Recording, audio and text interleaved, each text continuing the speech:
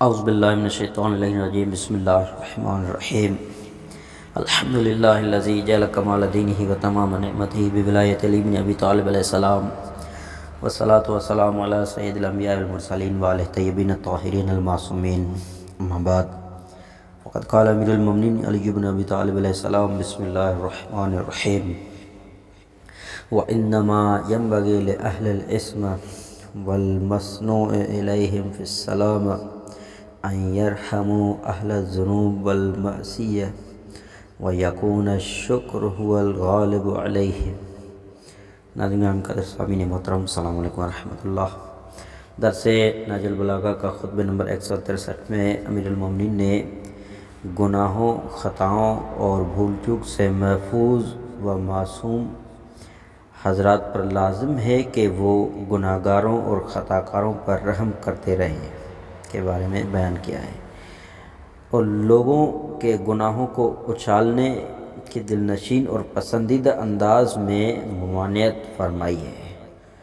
آئیے خطبے میں چلتے ہیں۔ مولا فرماتے ہیں جن لوگوں کے لیے پوری سلامتی پیدا کی گئی ہے اور جو اسی کاریگری کی بنا پر ہر غلط خیال و عمل سے مبرہ و منزہ ہیں، چاہیے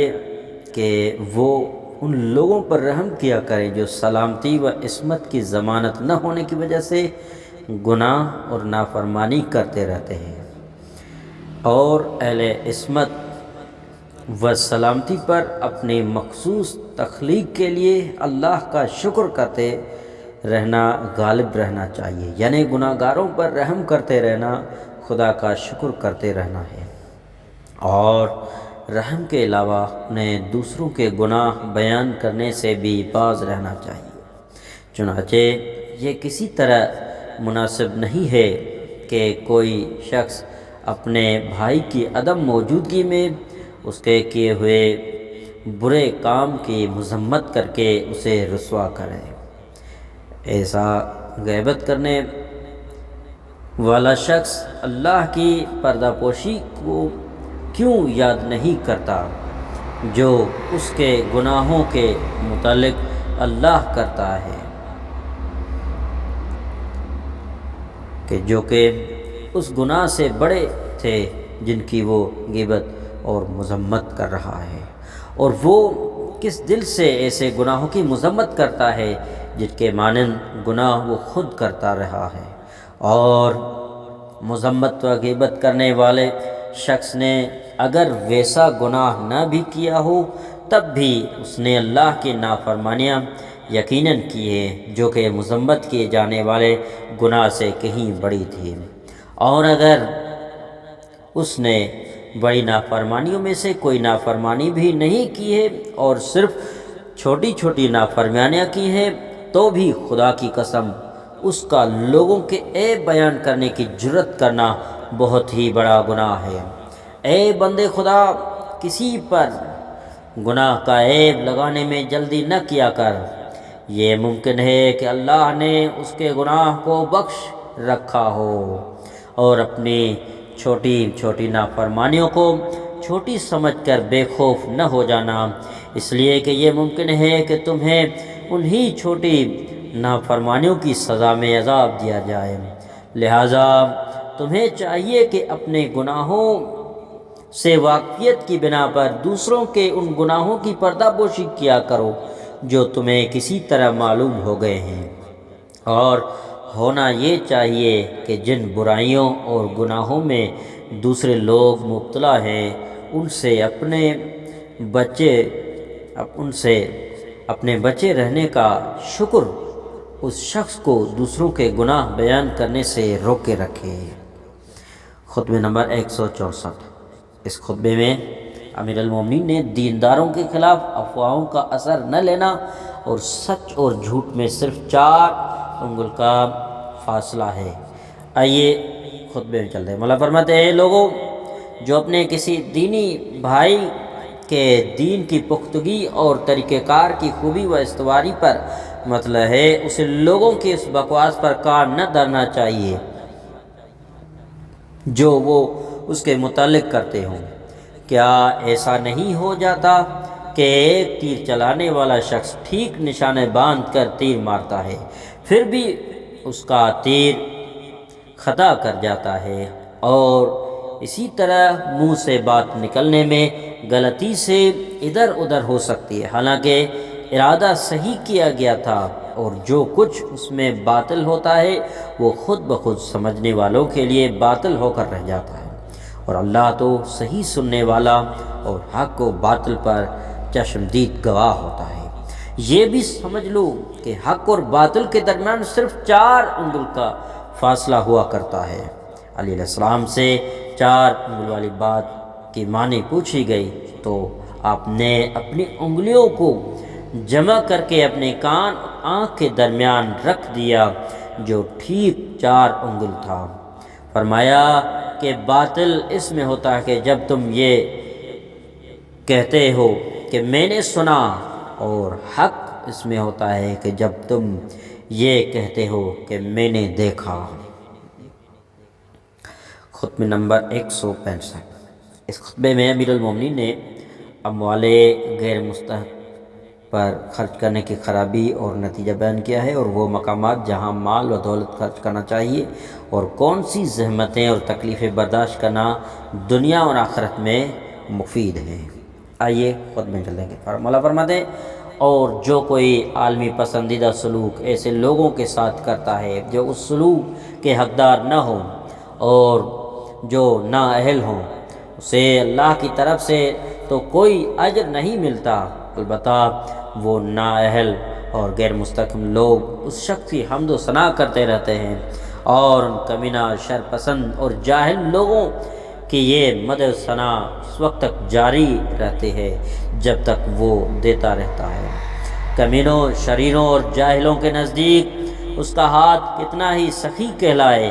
مگر وہ اللہ کے معاملے میں برابر بخیل ہے۔ چنانچہ جس کسی کو اللہ نے مال دیا ہو، اس مال سے مخصوص قربت رکھنے والوں کو فائدہ پہنچائے، اور اس سے مہمان نوازی کرے، اور قیدیوں کو قید سے اور خستہ حالوں کو تنگ دستی سے رہائی دلائے، اور اس مال میں سے فقیروں اور قرض داروں کی مدد کرے، اور اللہ سے ثواب حاصل کرنے کی خواہش میں اللہ کے عائد کردہ حقوق کی ادائیگی میں اپنی ذات پر مختلف دقتیں اور زحمتیں بھی برداشت کرتا رہے۔ چنانچہ اگر ان خصلتوں اور اعمال پر فائز ہو گیا تو دنیا کی بزرگیوں سے بھی فیضیاب ہو جائے گا، اور آخرت کی فضیلتیں بھی انشاءاللہ حاصل ہوگی۔ خطبہ نمبر 166۔ اس خطبے میں مولا نے جو بیان کیا، زمین و آسمان انسانوں پر اپنی برکتیں کیوں نازل کرتے ہیں، اور دوسری بات، زمین و آسمان کے ثمرات کس صورت میں بند ہو جاتے ہیں، اور توبہ استغفار کی پوزیشن اور رزق و روزی سے ان کا تعلق، اور قحط سالی خوشحالی میں فراوانی اور بارش کی دعا۔ آئیے خود میں چلتے ہیں۔ مولا فرماتے ہیں کہ خبردار رہو اور سمجھو کہ یہ زمین جو تمہیں اٹھائے ہوئے ہے، اور یہ آسمان جو تم پر سایہ کیے رہتا ہے، دونوں اپنے پروردگار کی اطاعت کرتے ہیں۔ یہ دونوں تم پر اپنی برکتیں اور فوائد اس لیے نہیں اتارتے کہ انہیں تمہاری تکلیف سے کچھ دکھ ہوتا ہے اور وہ اس تکلیف کو دور کرتے رہیں، اور نہ اس کو فائدہ پہنچاتے ہیں کہ وہ تمہاری توجہ اور قربت کے محتاج ہیں، اور نہ اس کے لیے کہ وہ تم سے کوئی بھلائی اور مفاد چاہتے ہیں، ولیکن وہ یہ سب کچھ اس لیے کرتے ہیں کہ اللہ نے ان دونوں کو تمہیں نفع پہنچانے کا حکم دیا ہوا ہے، اور وہ حکم کی تعمیل کر رہے ہیں،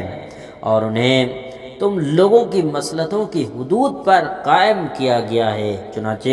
وہ ان حدود پر قائم ہیں۔ یقیناً اللہ اپنے بندوں کو آزمائش میں ڈال لیتا ہے، اور ان کے برے اعمال کی وجہ سے لہذا کبھی کبھی وہ پھلوں میں کمی کر دیتا ہے، کبھی اپنی برکتیں روک لیتا ہے، اور کبھی اپنے نیک سلوک کے خزانوں کے دروازے بند کر دیتا ہے، تاکہ اصلاح کے لیے پلٹنے والا پلٹ آئے اور سرکش لوگ اپنی سرکشی کو چھوڑ سکیں اور غور و خوض کرنے والے اچھے اعمال اور صحیح طریقے کو یاد کر لیں، اور تعلیمات خداوندی میں آئے ہوئے دھمکیوں اور ڈانٹ ڈپٹ سے لوگ ڈر کر نیک بن جائیں، اور اللہ نے مغفرت طلب کرنے کو رزق میں بہتات کرنے کا اور مخلوقات پر رحم بھیجنے کا سبب فرمایا ہے۔ چنانچہ اس ذات پاک نے فرمایا ہے کہ تم اپنے پروردگار سے مغفرت طلب کیا کرو، یقیناً وہ بخشش ادا کرنے والا ہے، وہ تمہارے اوپر آسمان سے موسلادھار بارشیں بھیجے گا اور مال و دولت اور بیٹے دے کر تمہاری مدد کرے گا۔ خدا اس آدمی پر رحم کیا کرتا ہے جو توبہ و اصلاح کی طرف متوجہ ہوتا ہے اور گناہوں سے دستکش ہو جاتا ہے، اور مایوسی کی گھڑی یعنی موت کے آنے سے پہلے ہی نیک اعمال بجا لانے میں مصروف ہو جاتا ہے۔ اے اللہ، ہم سرکشی والی قوم والی شرم کو بالائے طاق رکھ کر ان پر پردوں اور مکانوں کے کونوں سے باہر نکل کر تیرے سامنے آئے ہیں تاکہ گڑگڑا کر تجھ سے کھل کر عرض کریں کہ ہم مویشیوں کے بلبلانے اور بچوں کی فریادیں سنتے رہنے کے بعد آئے ہیں تاکہ تجھ سے تیرا رحم و رحمت طلب کرے اور تیرے فضل سے تیری نعمتوں کی فراوانی مانگے۔ ساتھ ہی ہم تیرے عذاب سے خوفزدہ اور تیرے غصے اور غضب سے بھی ڈر رہے ہیں اور تجھ سے معافی چاہتے ہیں۔ اللہ، ہمیں اپنی بارشوں سے سیراب کر دے اور ہمیں مایوس ہو کر پلٹنے والوں میں سے نہ بنا دیا، اور ہمیں خشک سالی اور قحط سے ہلاک نہ کر دینا، اور ہمیں ان خطاؤں اور افعال پر نہ پکڑنا جو ہم میں سے چند بیوقوفوں نے کیے ہیں۔ ہم پر رحم فرما دے، اس لیے کہ تو تمام رحم کرنے والوں سے بڑھ کر رحم کرنے والا ہے۔ اے اللہ، ہم تیرے حضور میں حاضر ہو کر اپنے دل کی بھڑاس نکالنے کے لیے تجھ سے کچھ ایسے شکوے کرنا چاہتے ہیں جو تجھ سے پوشیدہ نہیں ہے۔ ہم پر اب وہ وقت آیا ہوا ہے کہ جب کہ ہمیں شدید تنگیوں نے بے بس اور مضطرب کر رکھا ہے، ہم خشک سالی اور قحط کی مشقتوں سے بے چارہ مجبور ہو کر رہ گئے ہیں، ہم ایسی ضرورت اور مطالب سے ناتوان اور ذل ہو چکے ہیں جو ہماری قوت و قدرت و رسائی سے باہر ہے، اور ہم پر طرح طرح کی مصیبت خیز فتنے اور بلائیں پے در پے وارد ہوتی رہی ہیں۔ اے اللہ، ہماری گزارش ہے کہ تو ہمیں ناکام و نامراد نہ لوٹانا اور نہ ہمیں پچھتاتے ہوئے غم و غصے میں تبدیل کرنا، اور نہ ہمارے ساتھ ہمارے گناہوں کے مطابق سلوک کرنا، اور نہ ہمارے اعمال کو مد نظر رکھ کر سلوک کرنا۔ اے اللہ، تو ہم پر اپنی بارشوں کی اور اپنی برکتوں اور اپنے رزق کی اور اپنے رحمتوں کی بھرمار اور ریل پھیل کر دے۔ ہمیں ایسی سیرابی عطا کر جو ہر طرح مفید ہی مفید ہو، جو پیاس بجھا کر سیر کرنے والی ہو، جس سے جڑی بوٹیاں، گھاس، اناج پیدا ہو، وہ تمام فصلیں پیدا ہو جائیں جو ضائع ہو گئی ہیں، وہ سب کچھ از سر نو زندہ ہو جائے جو مر گیا، جس سے زمین کی خشکی مٹ جائے، پھلوں کی افراط ہو جائے، اتنی بارشیں ہو کہ ہمارا زمین نے بھی سیراب ہو جائے اور نشیبی زمین بھی ندی نالے بہنے لگے اور درختوں کے جنگل لانے لگے۔ بے شک تو جو چاہتا ہے اس پر پوری قدرت رکھتا ہے۔